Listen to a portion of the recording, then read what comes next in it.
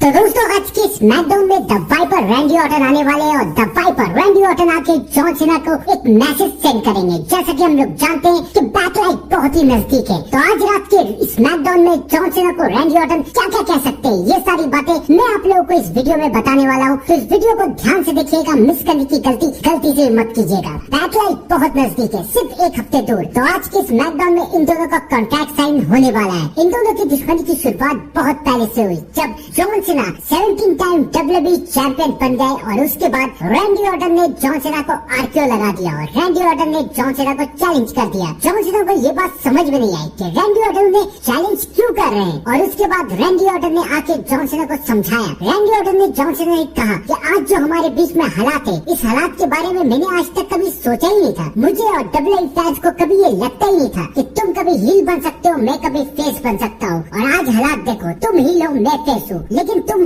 Face बन सकते हो। मुझे लगता है कि तुम्हारे कोई बच्चे नहीं है, इसलिए तुम फ्रस्ट्रेटेड हो चुके हो। अगर तुम एक बार बाप बन जाओ तो उसके बाद तुम्हें समझ में आएगा कि तुम कितनी बड़ी गलती कर रहे हो WWE फैंस के दिल तोड़ के। लेकिन रैंडी ऑर्टन की ये बात सुन के जॉन सीना और नाराज हो जाते हैं और जॉन सीना ये कहते हैं कि तुम्हारी हिम्मत कैसे हुई मुझे इंसल्ट करने की, मुझे ये सारी बात बोलने की। मुझे बाप बनने की कोई जरूरत नहीं है। तुम्हें पता है क्यों? क्योंकि मैं कई साल से WWE फैंस के बच्चों को पाल रहा हूँ। WWE फैंस अपने बच्चों को इतनी अच्छी सीख नहीं दे सकते थे जितनी अच्छी सीख मैंने इनके बच्चों को दी है। और तुम्हें पता है इन लोगों ने मेरे साथ क्या किया? मुझे कई बार बुक किया और अब मैं तंग आ चुका हूँ। इसलिए मैं ना इनकी बात सुनूंगा ना किसी और की। मैं इनके लिए WWE खराब कर दूंगा, रेसलिंग खराब कर दूंगा, क्योंकि जब मैं यहाँ से जाऊंगा तो अपना ये टाइटल बेल्ट लेके जाऊंगा, इनके लिए रेसलिंग खराब करके जाऊंगा। हाँ, मेरे जाने के बाद WWE एक टाइटल बना के तुम्हें जरूर दे दे, लेकिन तुम रियल चैंपियन नहीं बन पाओगे। ये सुन के रैंडी ऑर्टन को भी बहुत गुस्सा आ जाता है और रैंडी ऑर्टन कहते हैं कि अगर तुम्हें रियल चैंपियन बनना है तो तुम मुझे चैलेंज करो, मुझे फेस करो, मेरे साथ मैच करो। और उसके बाद ये तय होता है कि बैकलैश में ये दोनों मैच करेंगे। तो आज के स्मैकडाउन में हमें काफी सारे सरप्राइजेस मिल सकते हैं। सबसे पहला सरप्राइज तो ये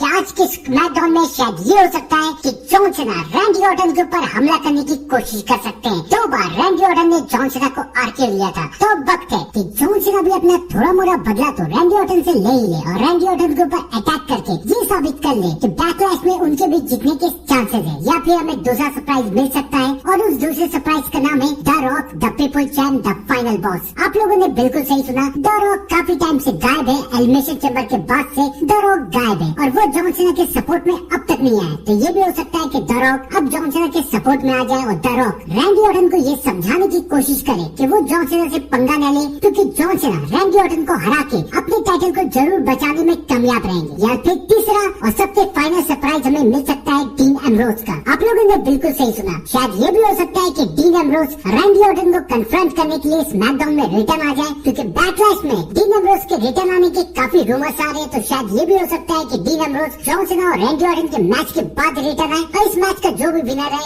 उसे फेस करे। आपको क्या लगता है कि क्या होगा? कमेंट में जरूर बताइएगा। तब तक के लिए थैंक यू एंड गुड।